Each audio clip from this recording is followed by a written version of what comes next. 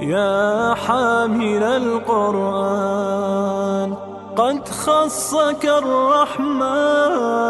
بالفضل والتيجان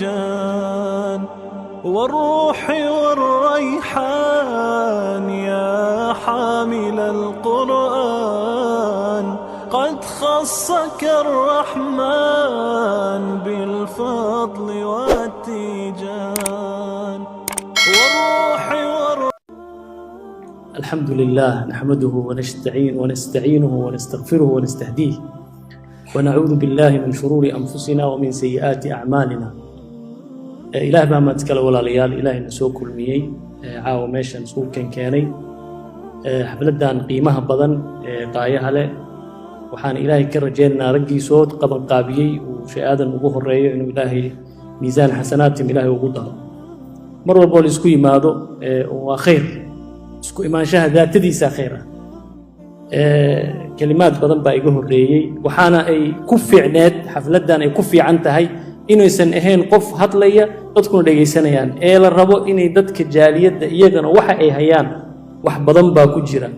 oo cilmi badan baa ku duugan faa'iidooyin badan bay hayaan inay nagala soo qayb galaan oo ay iyagana waxay hayaan aan anaguna dhageysano ayaan ugu talagalnay. marka alxamdulillah ilaahay waa iska insha Allah waxaan rajaynayaa inay mararka dambana ay wax badan oo maadaama caawo bidaayadii tahay inuu khayr badan u yimaado. tacliiq badan ma jiro oo de kullay aad iyo aad bay u fiicneed farqaraadkii iga horeeyay oo runtii manhajkii loo baahnaa oo ah hididiilo iyo dadka in khayr loo sheego oo diintuna amrayso iyo in la rajeeyo sida khayrka ah xumaantana la baabi'iyo iyadoo laga aamusan yahay ayay maaragtay ku salaysneed kalimaadkii iga horeeyay oo dhan runtii waa manhajkii aan rabno annaga aan doonayno inay ummadoo dhan maanta ku dhaqanto muslimiinta meel walba ay joogaan khayrkuna markii la helo taas ayuu bilowdaa. ha ahaato gobaygii Sheekh Axmed ha ahaato kelmadii wanaagsaneed uu noo soo jeediyey walaalkeen rixlada fiican soo galay iijaabiyaadka badan ee waddanka ku jira nooga warramay maxay ahaato ama ha ahaato kelmadii kale ka horeeyay yani kulli waxay ku tusinaysaa saan rabno inay ahaato. habeen dhow markaan meeshan ka hadlayo waxaan iri Soomaaliya waxa u soo socdo khayr badan waa la isweydiin karaa xagee keentay dabcan saa la socotaan laba arrinba way caddaynaysaa arrintaas. ta koowaad horta waxaa la yidhi dawaamu lxaali min almuxaal in ay xaalad dad ku daa'imaan mustaxiil waaye ilaahay sunnadiisa kama mid ah. walaada quraanka markaa fiiristo waxaa arkaysaa laqad massa aabaa'ana ad-daraa'u was-sarraa'u fa akhadnaahum baqta aabaheen iyo dadkii nicmooyinka ilaahay u nicmeeyey waxay ka warramayaan mataqaanaa dadkii ka hore dhibaatadii soo maray kuwii la dhibaateeyeyna waxay ka warramayaan khayrkii badnaa ay ku jireen. marka inay dawaamul xaal uu ahaado marna macquul ma. Soomaaliya marka dhibka ay soo martay hadda waxa la gaaray waqtigii ilaahay uu bedeli lahaa sunanta ilaahayga kooniga ka mid tahay koow taasna ishaaraadkeeda idinka bindhiina ku aragtaan caalamka isbedela ka dhaca uu isbedela masaadirta iyo quwadana way guurtaa marba meel bay u guurtaa. saalo socotaan bari waxa jirtay cadan ninkii tago uu ahaan jiray nin adduunyada meesha ugu fiicantay oo carabta khaliijka joogta iyo kuwa shaam jooga ay tamanin jiray iyo Soomaaliya bala tamanin jiray cadan ninkii tagay laakiin way isbedeshay waxay isu bedeshay kadib Lubnaan ay tagtay oo markii bard waa soo martay lixdameeyihii Lubnaan ay ahayd mataqaana Yurubtii dadka oo dhan ninkii Lubnaan aan tagin uusan waxba ahayn ama madaxweynaha ahaada ama wasiir ahaada ama kada kadib waxa soo martay khaliijka umuuman Dubai khaasatan xaaladii hadda meel kale u sii wareegaysaa indhahana waa caddihiin meesha u wareegayso masdarul quwwa meesha u socdo waa dareemaysaan. taas waa mid oo ah xaaladaas. talabaad la socotaan aniga waxaa takhasusaadkayga ka mid ah ta'wiil ru'ya ruyooyinkan cabiraa inaa la socotaan in badan oo idin ka mid ah waa ogtihiin laga yaabaa. ruyadu waxay ku tusinaysaa xaaladda dadka say noqon doonto ama saa la socotaan waxyaalo badan oo dadka ku dhici doona riyada lagu ogaada oo ilaahay subxaanahu wa ta'aala waa juz'un min an-nubuwwa ee nabiga alayhi salatu wasalaam. nubuwwa macnaha ايش waxyaalaha soo socday ka warantaa الرؤيا جزء من 46 جزءا من النبوة أفرتني لحقة كم ذا أي الرياض كم التهي إذن وحلقي يا بقف إنه هي كل رياضة أي أورنت واحد يعدونا بعد فترة وجيزة سيدنا يوسف عليه الصلاة والسلام يسوي ويل يرون رياء أرقي أفرت زين كذب وحاول نقضي وحي وأبيس وشاقي ما تقانا كذلك ريوين كمركي نسوق جاران حقيقة صوماليا وحا أصول صعبة وح عادي أما وحانا لقيا با أود أركي دونتان إذن كرجيل كأركي دون أيهين إن وقفك الصومالي بقولان قفوا يسووا ونقضوا من كم أركتي كفيل زي سماشة كأنتم جعلنا إنه سن أنا نقصي ذاتك كله وأن ذاتك نلنا أي هذا ذات حقوق وصفي عن أوقات إن شاء الله بما أنا أنسو أرجع تاسنا وامد لباس أريبو وحيد سنيسا وحصو صعد السين قنايا أنيجا مركز هذا أسوريجو ما أركتي كلمة ديدا وحنكور رمايا قصة سيدنا يوسف عليه الصلاة والسلام أو صومالي كتب قميص سيدنا يوسف وحوقها نبي يد إله كمدة أو أبيس ونبي أوجيس ونبي أوجيس كلنا ونبي صلوات الله وسلام عليه حالة في عم بكون ولا سجي أبيس يو ولا ليهس حالة بيكون ولا ين كذب وح إلهي تصي إن خير بدل أسوة صعبة أو إلهي أوسين دونه لكن وحد عذي إن أي حسدين ضدك ولا ليهس أو أي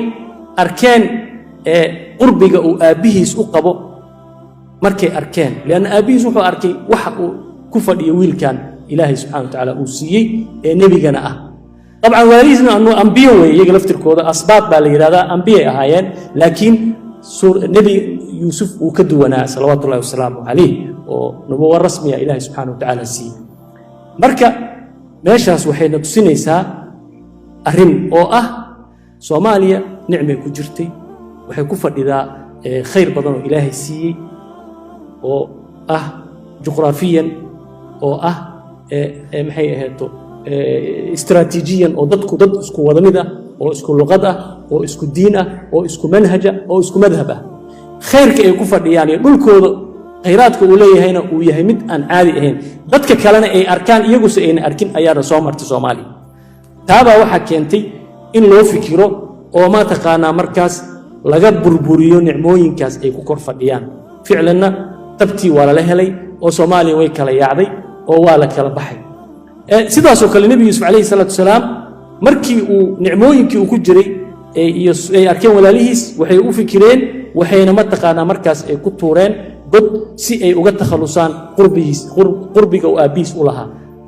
annaga markaas dhinac waxa meesha in aanan marna aanan ka fikirin waxyaalaha soo socda oonaan haddaan xataa ka cabsanayno aanan ku hadlin in badan sababtoo ah waxa aad ku hadasho oo aad ka cabsato uu kugu dhacaa saala socotaan anaga Soomaaliya joogna markii qabta dhacaysay dadku xumaan badan bay ka sida maanta khayrka looga hadlayo oo idilka ugu jirto markaas waxaa jirtay cabsi badan iyo ma taqaanaa iyo wadanka oo burburaya ayaa jirtay taasna waxay bidaayo u ahayd waxa soo socda sida ay hadda hadalkan wanaagsan iyo dadka niyadooda dhisantay iyo dhalinyarta oo wada wadankooda ku tamaniyay ay xalaamad u tahay waxa soo socda sidaas oo kale waxa adiga marka ku saaran sidaas aan ka qaadanayna ka shakhsi ahaan iyo ka Soomaaliya ahaan inaan hadalkeena aan hagaajino sayidna Yaqub markuu arkay wadciga uu wiilkiisa ku soo socdo waxa uu ilmihiisa ku yiri wuxuu ku yiri markay weydiisteen inuu raaco inay wiil walaalkood raaco ula soo ciyaar wuxuu yiri nartac wa nal'ab wa inna lahu qala inni la yahzununi an tadhhabu bihi wa akhafu an ya'kulahu adh-dhi'b wa antum anhu ghafilun nabi Yaqub muuna ka baqay inuu deeb cuno laakiin wuxuu ka baqay in iyaga dhibaato u geystaan laakiin wuxuu ka baqay ayuu ku hadlay isla markii dibi ma cubin laakiin waxay u noqotay wax ay iyagu ay dhahaan oo sabab looga dhigto mataqaana markii maxay dhaheen markii uu dibi markii wiilkii god ku tuureen waxay dhaheen فأكله الذئب وما أنت بمؤمن لنا ولو كنا صادقين وجاءوا على قميصه بدم كذب mataqaana markaas wuxuu keenay walibana toobkiisi oo mataqaana wuu la yaabo wuxuu yiri war dibigan muxuu ahaa oo aqliga badan xilmiga badan ee wiilkeeyina cunay shaatigiisina aan jeexjeexin يعني وقرأنا وحين واحد جرى إني سن إهان وقرأنا سيدنا يوسف عليه الصلاة والسلام إذن أنا جوا نسارا كصومالي أهان هذا الكيان إنا وناجي نسي واحد أن قوة لأنه إنه وجود عين بالي لو واحد دقيست مقطع عادي روتينين كما أقال من العلماء مسوانين سياسية ما قرنا لكن عن قوة رجالية ده ماشي هذا نين قضية كلية أو لقيها إني سحتة إني رنتها ما قرنا يو دعدي صومال إنكو عميمي أو نين ما تقانا نين سبب أقول نقضي إنه دلو كلها صومالي أو بلايان قبنا وانا باساسو كلام نهي ورقصه دعدي او نين قلدمي او نين متقانا لغا يابا انو نين وحو ليه نين با نين دمعتير كساري انتو بين كشيغي او قاضي لالوشي او متقانا عسكري لالوشي او ميل والبا لالوشي وهو اهم قاني كاسانيه مسياسي ما مسمع علمه ما فهماي لكن كيف كلمه قصه دعدي سي سومالان او مثيل كرتا سومالي وخير كير وبديه وما تقانا وناجة كل حجرة أنا زوج كوبي كريم من جيس كذا إلى جيس كذا سومالي أنا كو قياس قصة وأنا إني جبت إنك الله أعلم هذا بعد حتى هو قصة فردية ما ها سومال كمثل يسمى حقيقة مركو عن كولا إن هرت هذا الكيان الهجاجي كذب سيدنا يوسف عليه الصلاة والسلام وأتيء أرنتي وما تقانا كل عضي وحيقول نقطة خير oo ma taqaana wuxuu galay ummado kale wuxuu faa'iideystay waxyaalo badan wuxuu ma taqaana u noqday dibkii ay la dooneen walaalihiis wuxuu noqday mid u khayra saalo socotaan Soomaaliya dhibaatadeeda waxa ka dambeeyay iyada hal isticmaalo laakiin jiraan ka dambeeyay waxa jira oo dhab ah in dad dawladda anaga nala jiraan ama xagga badda xagga naga xigta ha ahaado ama kuwa dhanka kale naga haya ahay inay ku dadaali jireen Soomaaliya inay marna inay istaagin oo dad حتى لقيها بإني عربيين ولا لهنا لما أي جرنا يان خيرات كوجرة بترول كوجرة أي كبقى إن هذه صومالي أي كسر بح أي كسر أي لصو صار يجد بكون قنيس وحنا أن لا فلسطينين كمسؤول بترول كودا ماذا خليج كودا كمدا أو إيش يجي إني يقول عقب حنجرين سي إن صوماليا أي سنة وقصوا بسبتها وحاجرتوري وقب أرنت جرتوها بترول ك وسيدا متقانا بيو أو سريد oo dhulka hoostiisa badda hoosteeda saa u mara marka Soomaaliya way ka hooseysaa wabitaali arin jirto waa yiri markii meel laga qodo meelo badan uu ka naqsaamaya nooc saas oo kale ala ayin Soomaalida dibkii ku dhacay way baxeen qaxooti bay noqdeen marka hadda adduunyada fiiris waa la yaabaysaa way faa'iideysteen caalam kale soo arkeen maxay aheeto waxbay soo barteen qiimihii wadankii ogaadeen خير إنه قتل بحدي أي كبحين ودن كودا لإسكوجو ديا لو جود ديا إنه كوب بابان ضد كودينا ويكور حلال أو منتي الربيني أنت سوهر تنا دنتان أنت بحذن إيميلاس كوب بابان بالعكس أنت بحذن وحبي سوف يدستين أنت جودها روي أنفعين ملايين الدولارات أي كسر بحا دي بدو ودمضة سومالي نسوق كلام أو ضد كي يكونوا ليهين أو ضد كي يكون اسمه أو ضد كي يكون في عينهين أو نوال بقويس كيسي غير كيسي أيو كاي والأدو حلقيا وضد كي دي بدو صباحي إنه واحد بيسن لكن ضد بينه ولاين بريجي هوري أنت أنا قبت الدعين نينك خليج كسوء هذا وبس إنه يسوق جوريو كتاجن جري المدينة يحافظها لكن هذا نينك دي بدو سوء هذا واحد ما يسنكر صوبته ضد بو بيريا ضد بو حد ريا بريجي هوري لوال دغنا ضدك هذا جوريها دستين وضدك أنت أنا قبت الدعين كورة دستين ويرتها أنت ضدك أنت دم جوريا دستي أم وحاجة دستي لكن وحي نولاين ومد بين نولاين أو وحبرتي iskuulada laga waramayo ku sheegay dad baa lacagta laga ka bixiya oo dadkii dibadda jiray ah oo jaamacada dadkii markii ma aragtay dadkii lacag u soo diraan jaamacada loo baa jaamacadii baa ku dhisantay dugsiyadii baa ku dhismay iskuuladii baa ku dhismay yaa dadkaas wax ka bixinay Soomaalida dibadda jiray khayr bay u noqotay marka bixidii ay bixeen meel alla meesha tagtid waxa arkaysa Soomaaliya waxaan tagay New Zealand wadan la yiraahdo oo aakhir adduunyada meesha qorraxda ka soo baxdo New Zealand waxay ka kooban tahay laba jasiirada horaan tagnay Soomaali badan baa ku nool imaamiyadu waa Soomaali dadka ma arag Soomaalida aad baa loo jecel yahay waa ka tagnay waxaan tagnay jasiiro kale oo dhinaca qorrax ka soo baxa jirta Christchurch magaalo la yiraahdo waa magaalada adduunyada ugu horeysa ee qorraxda u soo baxdo طبعا magaalooyin ka hor jiro laakiin magaaladaas waa magaalo weyn oo Christchurch baa la yiraahdaa magaaladaas aan tagnay masaajidka ugu horeeyo ee adduunyada Allahu akbar ninka yiraahdo nin Soomaali ah مساجد إمام كيسواني سوماليا نينك مركي الدنيا قرحة صباح الله أكبر أبوه الرئي هذا واني سوماليا طبعا قرحة حق صباح يسوي صوص عني سألاتك عالم كي يكسوت كذا فإذا أنقط dhinaca kale badda xagga ka marnay waxaan soo tagnay maraykanka San Diego masaajidada jooga waxaa waaye waa a'imma Soomaaliya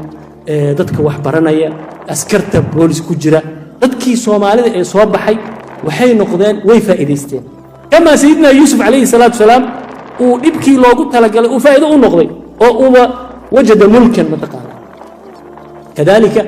arintii bixitaankii Soomaaliya ee soo baxday faa'iido u noqday sharqan wa gharban ayay tageen waxay la soo noqon doonaan wadankooda la soo noqon doonaan fawaa'id waxay la soo noqon doonaan maxay khayraad waxay la iman doonaan waxbarasho طبعا ها اللغات كلا دوها للي ماذا لكن اللغات لفتر كودا فائدة نقول دونتا إن شاء الله سيدنا يوسف عليه الصلاة والسلام كذب مركي وتمكني محا مركا لا محا داعي إن دتكي سجى وتان لها مركا إلهي وحنوفره أما سان رجيني إنه أركي دونتان دينك وأركي دونتان سومالي أي معركة بدشو وخير بدن ويماذو إن سيدي سيدنا يوسف عليه الصلاة والسلام وقول رقمي لو رقم تذكر ومحو سمي سيدنا يوسف عليه الصلاة والسلام أولا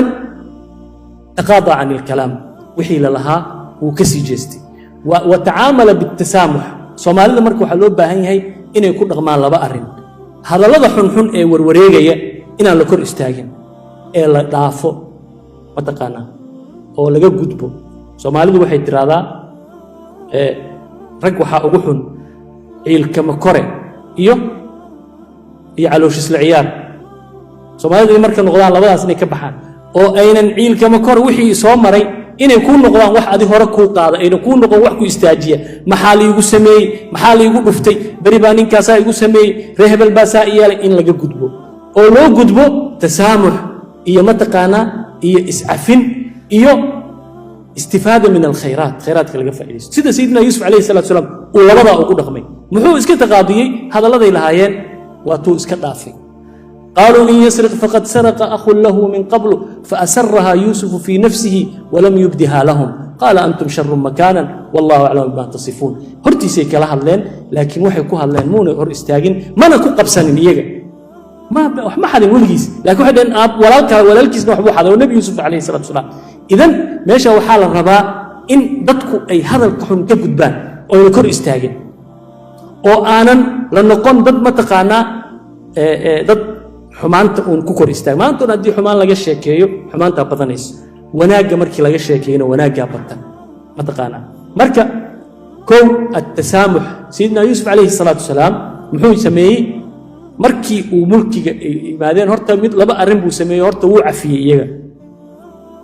ولا ليه سيقود كتوري وعفي وحبنا كمشيين وحيري لا تثريب عليكم اليوم يغفر الله لكم وهو أرحم الراحمين إن إسعفيو أو الاستسامحو أو صومالي إسكسو اللابتو أيا مهمة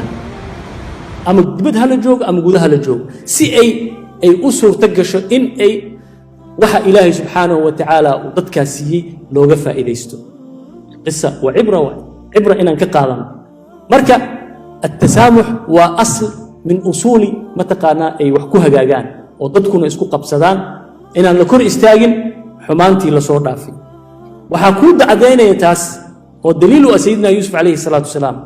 marka dad baanta waxa laga yaabaa inay ka sheekeynayaan waxyaalihii soo maray ama xumaantii dhacday ama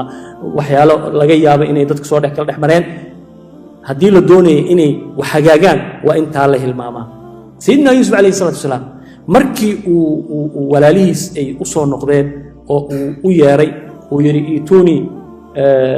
aabihiin iyo idankaba ii imaada oo masar ay ugu wada yimaadeen oo uu soo dhaweeyay ayuu wuxuu damcay inuu ka hadlo nicmooyinka ilaahay siiyay dhibaatada soo maray laakiin nicmooyina ilaahay ugu bedelay wuxuu yiri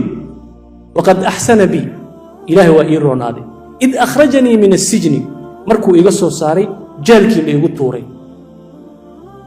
culimadu waxay yiraahdeen sayidina yuusuf jaal buu galay laakiin waxa ka horeysay god lagu tuuray oo uu ku dhaxdhacay oo godka iyo jaalka kee weyn nicmo weyn ah godka hadii lagu tuuro oo habeen lagaaga tago oo masas leh oo balaayo leh waa dhimasho rasmi ah dadkii godka ugu tuuray way ku dileen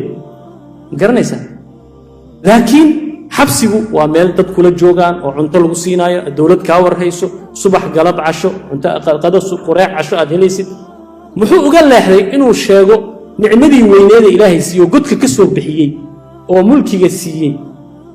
muxuu uga leexday oo uga warramay nicmo yaroo xabsiga uga warramay wuxuu ilaalinayaa baa layidhi qalbiga walaalihiis sababtoo hadduu yidhaahdo iyagoo hor fadhiya waqad axsana bii id akhrajanii min aljubbi waa ii axir marku hadduu iga soo bixiyey godkii hortiisay fadhiyaan waxay leeyihin qalbigoodii wuu kala jabaya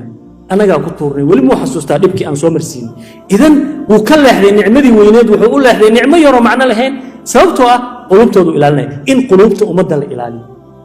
oo maaragtay dhibaatooyinka iyo waxyaalaha dadka la ilaaliyo oo lagu dhaqmo tasaamux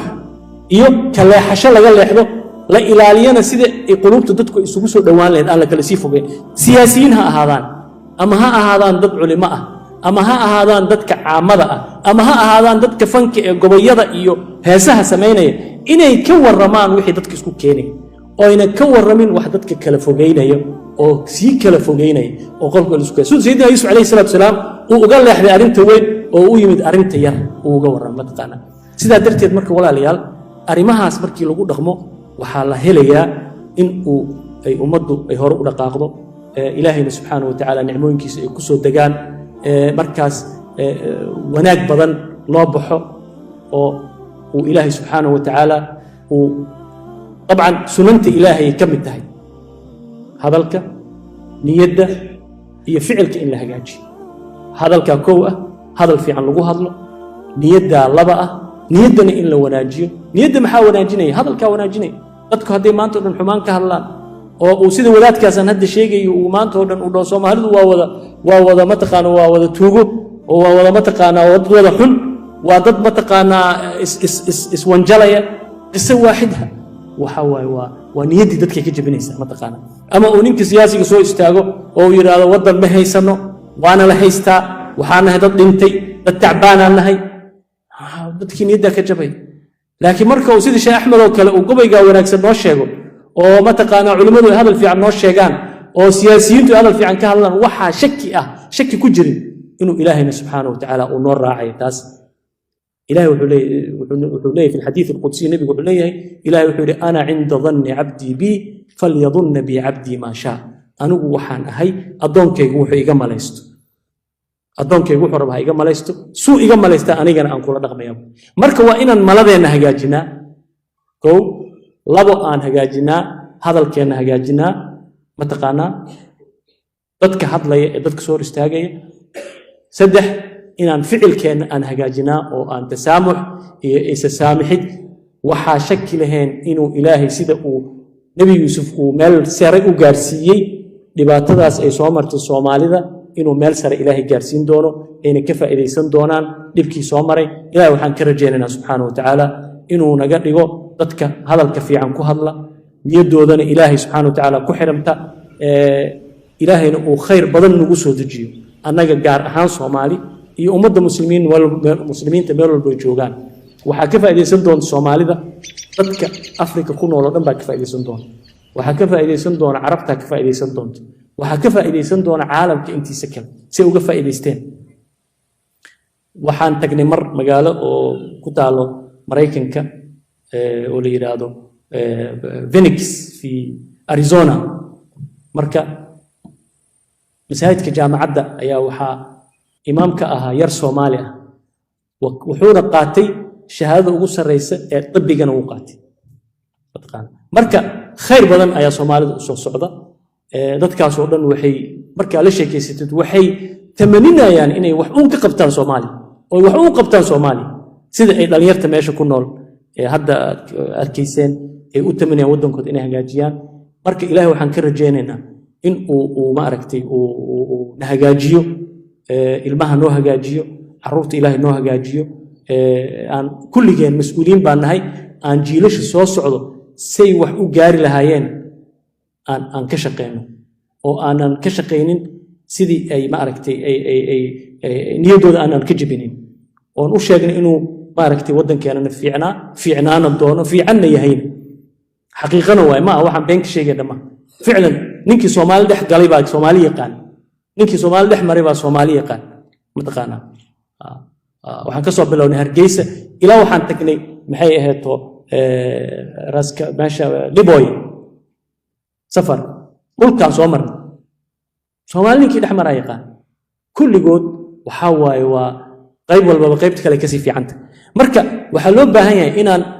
mataqaana aan niyadda dhisano oo maaragtay saasina diintu noo sheegaysaa ma waxaan jabashani kala soo baxeen ama waa waxay diintuna amrayso oo na leedahay ilaahay mataqaana isku xira niyadiinana wanaajiya waxa ilaahay ka damacdaan ayaa mataqaana ayaa helaysaa nin baa jira barigan wadanka nimid aan la kulanay meel fiican uu ka shaqeynay laakiin ninkaas niyadii yani wuxuu ku leeyahay war maxaa ka soo doonteen meeshaan waa mari hore meesha waa lagu rafaadsan yahay war see dadku waa shaqaystaa waa fiican yihiin war dhibaat shaqo fiican u haysta wasaaradaha wadankaanu ka shaqeeyaan baabuurka ugu xun ugu wataan dadkii kale oo shaqada ka lacag yar baabuur fiican ay wataan ninkaan waxba haysta marka haddaa la fariisatid adigoo niyadda kaa dhimataa ka kacaysaa ninkaas markii dambe uu ka carruurtiisu ka raray wadanka magaalo tuulo geey wuu ku hayn kari waay lacagta dad lacag isaga saddex laab uu ka lacag badan yahay ilmahooda iyo reerahooda u bartaan oo nolol fiican ku nool niyadda xun ninkii markii dambe uu ku hayn waay wadanka wuu gaxay baadi markii dambe jirkiisa waxaa istaagay dhiigga istaagay wuu dhintay ninkii Allah u naxariisto wadankan uu isaga tagay markii dambe laana anta hadaad maanta oo xumaan ka hadlaysid oo maanta oo dhanba aadan ba ilaahay xaqiisaba aadan khayr ka rajaynin ma taqaana dad kalena waa naqaanaa oo niyadooda fiicneed oo iyagii maanta fiican carruurtooda shaqaale fiican noqdeen mansabe fiican haystaan dhaqaalahoodu fiican yahay wejigoodu fiican yahay ilaa hadda intaan ku aragna meel kale ma marka walaalayaal aan ishagaajino aan wadankeena iyo meeshaan ku noolnahay iyo caalamka islaamka khayr aan u rajayno anagana khayr isu rajayno ilaahay waxaan ka rajaynayaa dadkaas wanaagsan naga dhigo caalamkana dadka khayrka u horseeda ilaahay naga dhigo wallahu subhanahu wa ta'ala a'lam sallallahu ala sayyidina